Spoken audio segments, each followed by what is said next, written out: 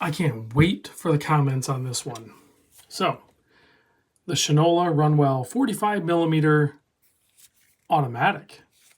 I've actually owned one of these before, not this particular colorway, but I did own the Station Agent, which was a limited edition kind of special one.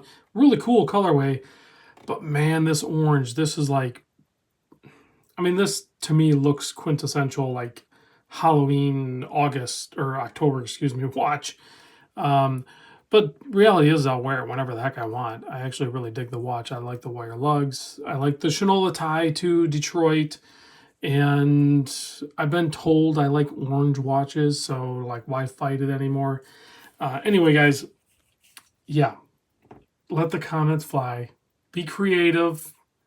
Keep it clean. Otherwise, it'll just get like auto blocked or whatever. But yeah, go for it. The whole, you don't know this over that or whatever. Anyway, let's talk about the watch. I measure this guy. It's supposed to be 45. I measure at 45.2 millimeter.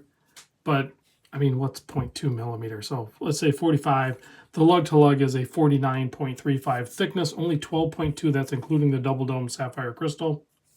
22 millimeter lug width, 7.5 millimeter screw down crown, has 50 meter water resist. It could probably do a little bit more than that.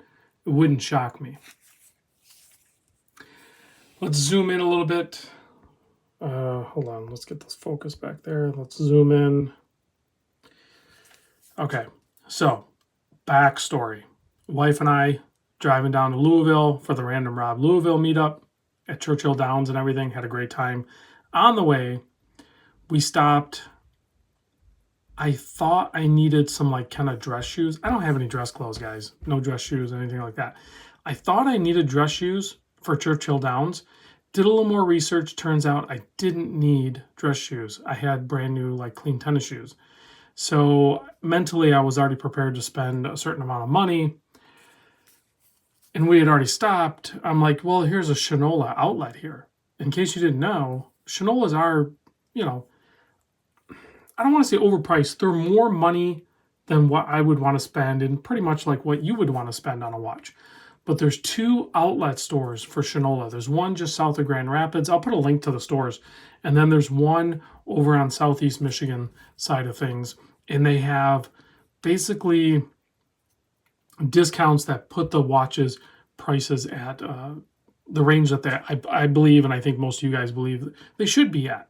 Or at least they're more palatable. And this, well, oftentimes what you'll see there is discontinued models. This was one of them. Now, this was a particular colorway that a buddy of mine, Calico Basin or Wet Watches, has pawned over. I tried to convince him to pick one up. I was going to pick 2 of them up because they had a few of them. And I mean, I liked it too. And my wife was buying a Shinola for herself. And I was like, screw it, I'm going to buy one too.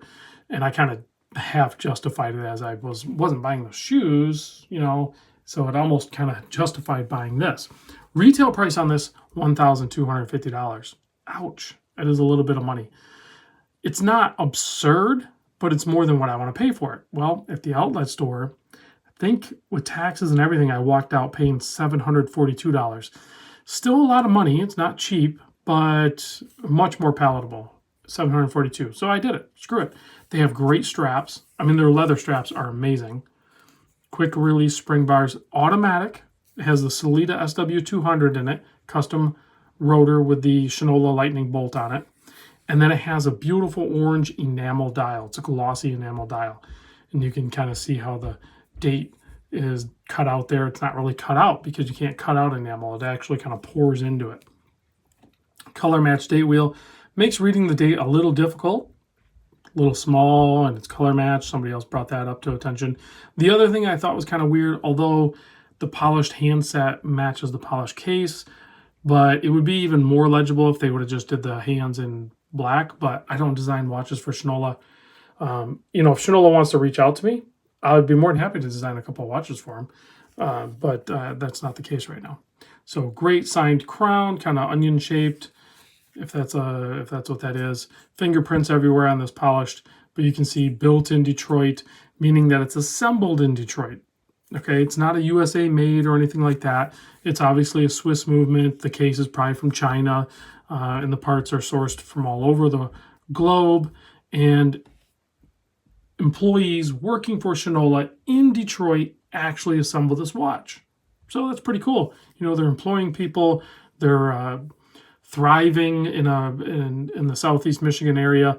And everywhere I travel, I start to see little Shinola pop ups. So it's not super rare to see a Shinola on the wrist out in the wild because it's, you know, they hit that marketing, they hit that mainstream.